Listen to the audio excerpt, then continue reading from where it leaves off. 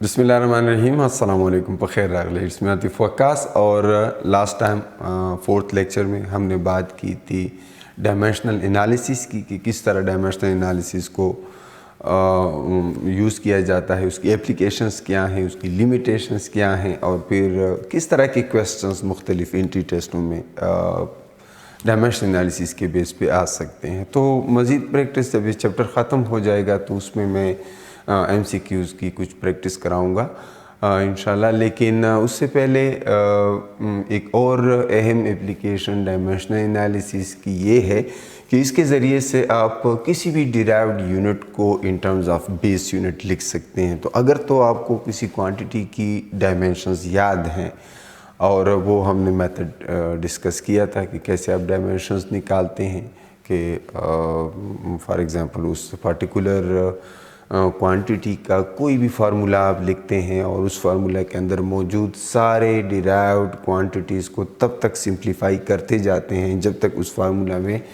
सारी base quantities ना आ जाएं और फिर हर बेस क्वांटिटी के लिए एक सिंबल आपके पास मौजूद है डायमेंशनल एनालिसिस में। अब फिर आप उस तरह उसकी डायमेंशंस लिख लेते हैं। तो जब आपको डायमेंशंस मालूम है किसी फ़िज़िकल क्वांटिटी की, तो अगर तो उस फिज़िकल क्वांटिटी का यूनिट डिराइव्ड यूनिट है तो फिर उसकी डायमेंशंस को देखते हुए उसके डिराइव्ड यूनिट को बेस यूनिट्स में भी लिखा जा सकता है। फॉर एग्ज़ाम्पल मैं यहाँ पर फोर्स की बात करूँ तो अगर आपको फोर्स की डायमेंशंस याद हैं जो कि MLT-2 है, और अगर आप भूल गए हैं तो मैं आपको याद दिला दूं कि फ़ोर्स के अंदर मास भी है और एक्सेलरेशन भी है।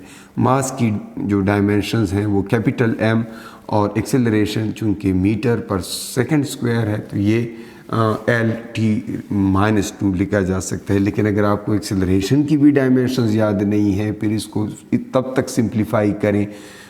फॉर एग्ज़ाम्पल एक्सेलरेशन की जगह वेलोसिटी पर यूनिट टाइम लिखें और फिर वेलोसिटी की जगह लेंथ पर यूनिट टाइम लिखें जब तक आपको डायमेंशंस ना मिले। तो फोर्स की डायमेंशन बहरहाल मुझे याद है, मैंने लिख ली MLT⁻²। सो अगर मैं फोर्स का यूनिट यानी 1 न्यूटन एक्सप्रेस करना चाहूँ in terms of base units, it's very simple. 1 M के लिए किलोग्राम, लेंथ के लिए मीटर और टाइम के लिए सेकंड। सो ये आ जाएगा जी 1 किलोग्राम मीटर पर स्क्वायर सेकंड। सो बिल्कुल इसी तरह अगर मैं जाउल की बात करूं तो जाउल वर्क का यूनिट है और वर्क की जो डायमेंशंस है ML²T-2 है। तो बिल्कुल इसी तरह 1 joule that would be equal to 1 kilogram square of metre and then minus square of second. So बिल्कुल इसी तरह अगर प्रेशर की बात की जाए तो इसका यूनिट पास्कल है और प्रेशर की अगर डायमेंशंस देखी जाए तो it is force divided by area. Force divided by area. मुझे डायरेक्ट प्रेशर की याद नहीं थी तो मैंने ये फार्मूला लिखा। अब फोर्स की मुझे याद है डायमेंशंस तो मैं ऊपर फोर्स की डायमेंशंस लिख लेता हूँ MLT-2 और नीचे एरिया की डायमेंशंस लिख लेता हूँ that is square of length.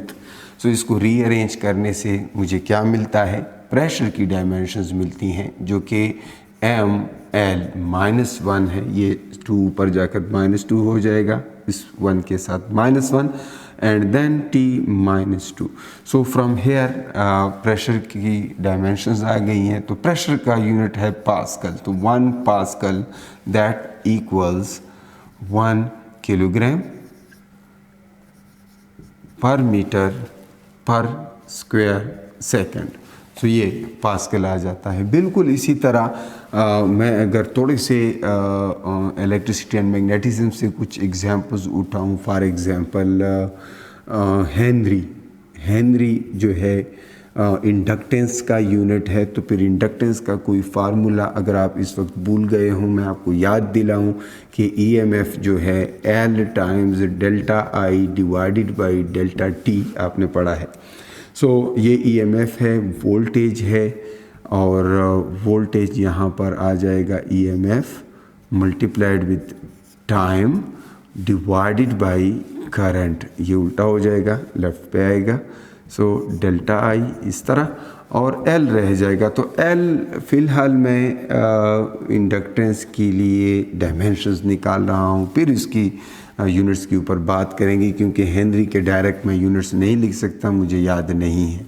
तो EMF वोल्टेज है, और वोल्टेज जो है वो वर्क डिवाइडेड बाई चार्ज होता है। तो इसलिए मैं L को मज़ीद सिंप्लीफाई करने के लिए EMF की जगह वर्क डिवाइडेड बाई चार्ज लिखूँगा। ऊपर डेल्टा T उसी तरह लिखूँगा, नीचे डेल्टा I उसी तरह लिखूँगा, क्योंकि टाइम भी बेस क्वांटिटी है, करंट भी बेस क्वांटिटी है। अब वर्क की तो मुझे डायमेंशंस याद हैं, लेकिन चार्ज को अगर देखें तो charge once again derived quantity है। तो चार्ज किस चीज़ से हम कैलकुलेट कर सकते हैं? Work delta T divided by charge is current multiplied with time, because current की डिफिनीशन है charge divided by time. So Q is equal to IT। ठीक है, तो Q की जगह IT आ जाएगा। I ऑलरेडी एक मौजूद था, तो अब आप इस पोजीशन में हैं कि इसकी डायमेंशंस लिख सके, क्योंकि यहाँ पर सारी जानी पहचानी चीज़ें आ गई हैं जिसकी डायमेंशंस आपको मालूम है। तो अगर मैं यहाँ पर अब इंडक्टेंस की डायमेंशंस लिखूं और फिर हम हेनरी को in terms of base units represent करेंगे। सो L लेफ्ट हैंड साइड पे मैंने लिखा। अब मैं इसकी डायमेंशनल इक्वेशन लिखना चाहता हूं, तो वर्क की डायमेंशंस ऊपर लिखूंगा mL² T-2, और टाइम अपनी जगह पे T आ जाएगा। नीचे जो है करंट है, करंट के लिए I लिख लेता हूँ। आप A भी लिख सकते हैं, कुछ बुक्स में एम्पियर्स यूज़ होता है। बहरहाल आप अगर MCQs में आ जाता है तो ऑप्शंस में आप देखेंगे I होगा या A होगा। सो T जो है टाइम के लिए, और साथ में एक और I मौजूद है, तो मैं इसके ऊपर स्क्वायर लिख लेता हूँ। और इस तरह आप ये T इस T के साथ कैंसिल कर सकते हैं। I सिर्फ ऊपर चला जाएगा और आपके पास mL² T-2 I-2 डायमेंशंस आ जाएंगी किस चीज़ की? इंडक्टेंस की। और अब आप 1 हेनरी को लिख सकते हैं कि जनाब ये इक्वल है 1 किलोग्राम मीटर स्क्वायर पर स्क्वायर सेकंड पर स्क्वायर एम्पियर। सो इस तरह से आप बहुत सारी फ़िज़िकल क्वांटिटीज़ की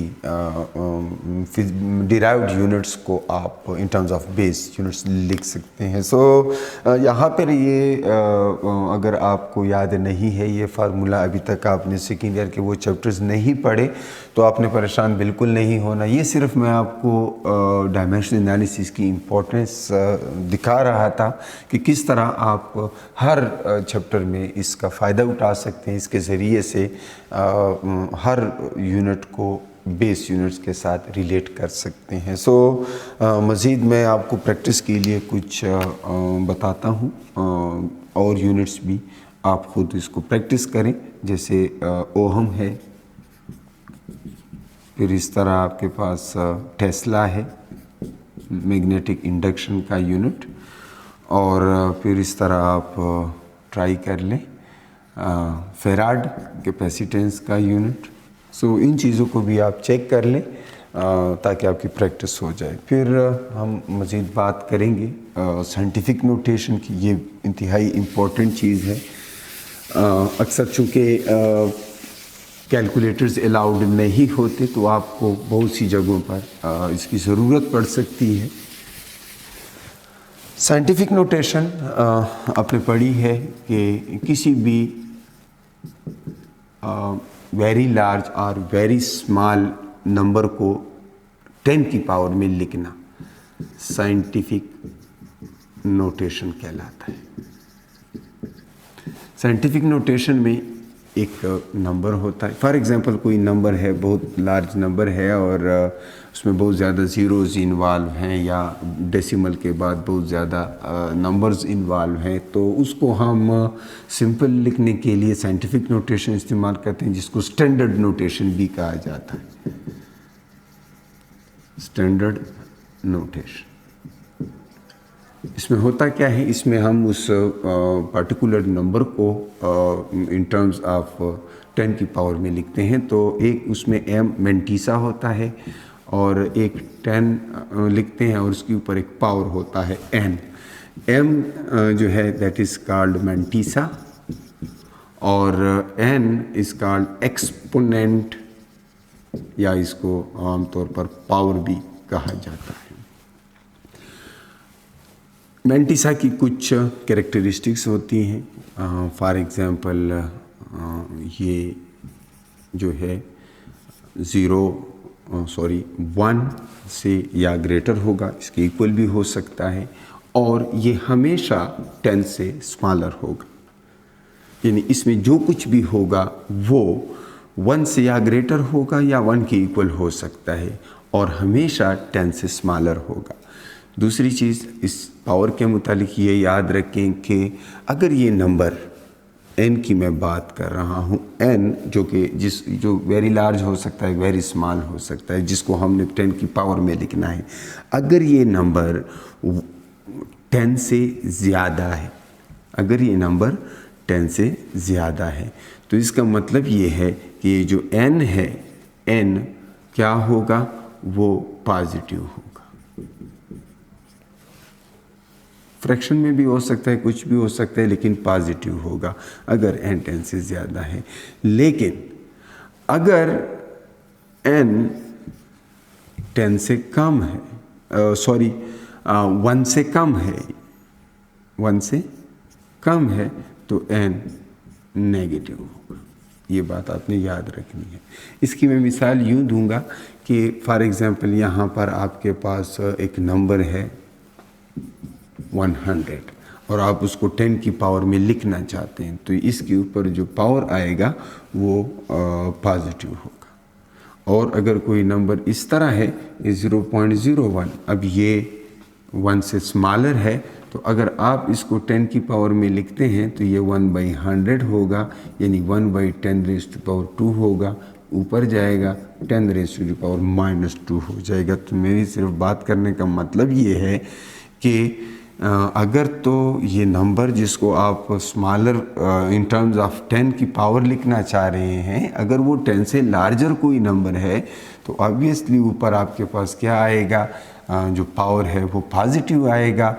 और अगर ये नंबर 1 से भी स्मॉलर है तो ज़ाहिरी बात है वो डेसिमल्स में होगा, तो 10 डिनोमिनेटर में आएगा, इस वजह से ये पावर नेगेटिव होगा। तो ये कुछ बातें इसके मुतालिक आपने याद रखनी है। फिर मेंटीसा क्या है, मैंने एब्स्ट्रैक्ट लिखा है, मैं अब कुछ एग्जांपल्स लिख रहा हूँ। इससे ये होगा कि वो कुछ कांस्टेंट्स हैं आपकी फ़िज़िक्स में बार बार यूज़ होंगे, तो वो मैं इन साइंटिफिक नोटेशन लिखता हूँ। इससे वो यूनिट्स भी, वो कांस्टेंट्स की वैल्यूज़ भी आपको याद होंगी और एग्जांपल भी हो जाएगा। तो फॉर एग्जांपल आपके पास है प्लांक कांस्टेंट, प्लांक्स कांस्टेंट इंतहाई स्मॉल वैल्यू है, तो उसको हम साइंटिफिक नोटेशन में लिखते हैं h, और h की वैल्यू है 6.63 × 10⁻⁻34 जूल सेकेंड। फिर इस तरह कूलम्ब्स कांस्टेंट है 9 × 10⁻⁹ newton metre square per coulomb square. फिर इस तरह डाइलेक्ट्रिक कांस्टेंट की फ्री स्पेस में permittivity of free space, permittivity of free space 8.85 × 10⁻⁻12 coulomb square per newton metre square. फिर इस तरह आपकी speed of light 3 × 10⁸ metre per second. फिर इसके बाद ग्रेविटेशनल कांस्टेंट है g 6.67 × 10⁻⁻11 newton metre square divided by kilogram square. इसके बाद आपके पास है radius of Earth, that is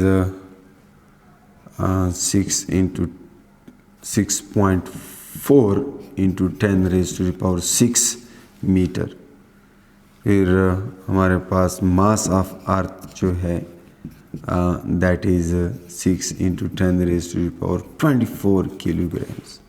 ठीक है, इस तरह मैं कुछ और यहाँ पे लिख लूँ।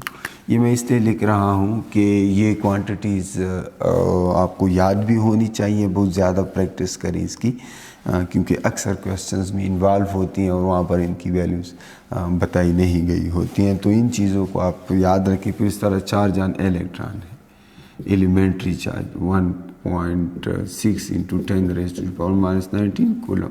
इलेक्ट्रॉन के लिए माइनस होता है, बहरहाल ये एलिमेंट्री चार्ज है। Nuclear size, radius of nucleus जो होता है तकरीबन 10⁻15 मीटर्स। फर्मी भी इसको कहते हैं, बहरहाल 1 फेम्टो मीटर्स। तो इस साइज़ का -14 और -15 के दरमियान इस साइज़ का होता है। इस तरह बहुत सारी जगहों पे हमें इसकी ज़रूरत पड़ती है कि हम चीज़ों को, बहुत लार्ज वैल्यूज़ को या बहुत स्मॉल वैल्यूज़ को इन पावर ऑफ 10 में लिख सकें। ठीक है, तो पावर ऑफ 10 में लिखने की मैं कुछ और मज़ीद चीज़ें आपको बता रहा हूँ। ये तो बहरहाल सिर्फ कुछ एग्जांपल्स थी। ये वो वैल्यूज़ हैं जो आपको याद होनी चाहिए, बार बार आपको इसकी ज़रूरत पड़ सकती है डिफरेंट क्वेश्चंस में। ठीक है, मेंटीसा की ख़ास बात ये है, इन चीज़ों में यहाँ पर आपको तो पता चल गया होगा ना कि ये मेंटीसा है, इनमें से कोई भी 10 से लार्ज नहीं है। आप देख सकते हैं मेंटीसा की जो हमने बात लिखी थी कि वो 10 से लार्ज नहीं होगा और कोई भी 1 से स्मॉल नहीं है। ठीक है, तो मेंटीसा में जो भी नंबर्स आप लिखते हैं, इसमें एक चीज़ का ख्याल रखना पड़ता है कि जब किसी लार्ज नंबर को, for example speed of light इस तरह लिखी हो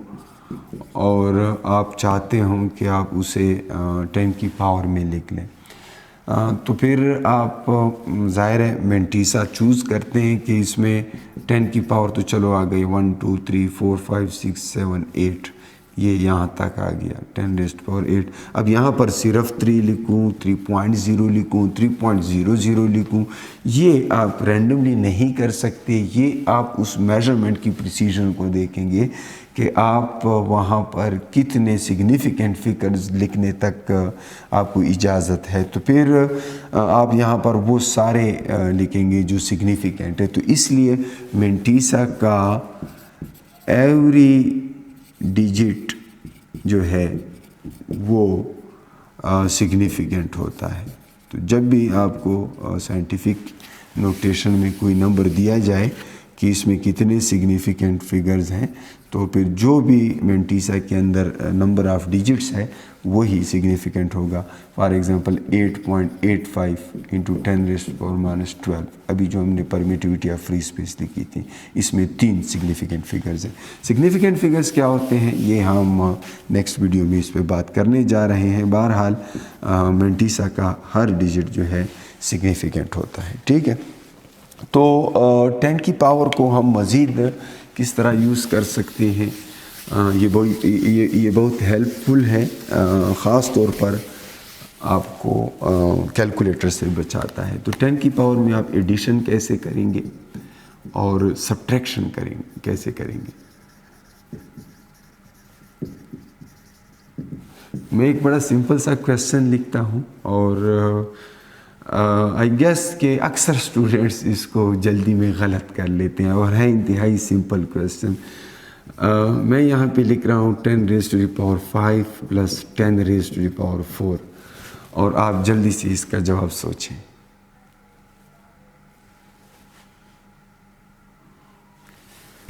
इसका जवाब है कि 10⁻5 को 10⁻4 और 10⁻1 इस तरह से स्प्लिट करेंगे। वजह यह है कि जब तक पावर सेम ना हो तब तक हम उनको ऐड नहीं कर सकते। तो पहले पावर सेम करने होते हैं। एडिशन एंड सब्ट्रैक्शन के लिए शर्त क्या है? सेम पावर, 10 की पावर सेम हो। अब ये इसको मैंने स्प्लिट किया 5 को 4 और 1 में, 10 × 10 प्लस उसी तरह जो पहले मौजूद था 10⁻4। अब इन दो नंबर्स में क्या चीज़ कॉमन है? 10 raise to the power 4 common है, तो मैं इसमें से 10 raise to the power 4 common ले लेता हूँ और बाकी में से इससे बच जाएगा 10 और इससे बच जाएगा 1, दरमियान में प्लस है तो 10 + 1 हो जाएगा। अब मेरे पास आ गया 11 multiplied with 10 raise to the power 4।